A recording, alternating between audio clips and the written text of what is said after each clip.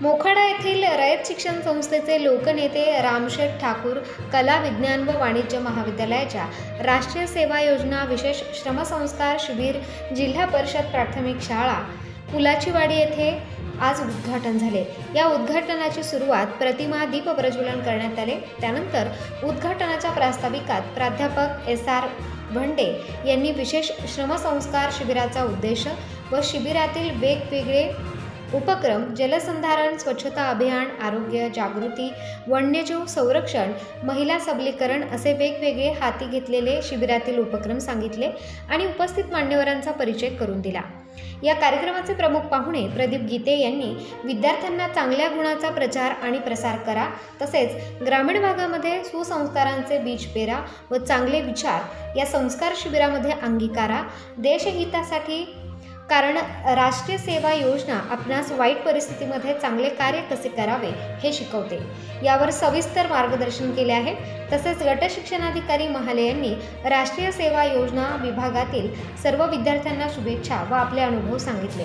तसेच डॉक्टर मेंगाळ, प्राध्यापक सैंदनशिव पगारे, मनीषा मालक, सरपंच गोपीनाथ धोडी यांनी आज शिबिरास आपल्या शुभेच्छा दिल्या आहेत। अध्यक्षीय भाषणात प्राचार्य डॉक्टर यांनी LD भोर यांनी गावकऱ्यांसाठी उपक्रमातील वेगवेगळे विषय कसे प्रभावीपणे राबवता येतील यावर सविस्तर मार्गदर्शन केले।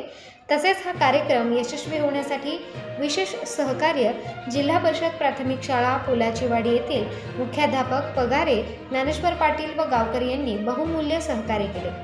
या कार्यक्रमाचे सूत्रसंचालन डॉक्टर उलवेकर यांनी केले, तर आभार डॉक्टर SH जाधव यांनी मानले। या कार्यक्रमाला ग्रामस्थ व शिक्षक, महाविद्यालयीन स्टाफ मोठ्या संख्येने उपस्थित होते। प्रबंधभूमी महाराष्ट्र न्यूजसाठी रघुनाथ गांगुर्डे, मोखाडा, पालघर। संस्थेचे कला विज्ञान आणि वाणिज्य महाविद्यालय मोखाडा आणि या कॉलेजच्या NSS कॅम्पच्या साठी या मंचावर उपस्थित असलेले आदरणीय या कॉलेजचे प्राचार्य गुरुवर्य भोर सर,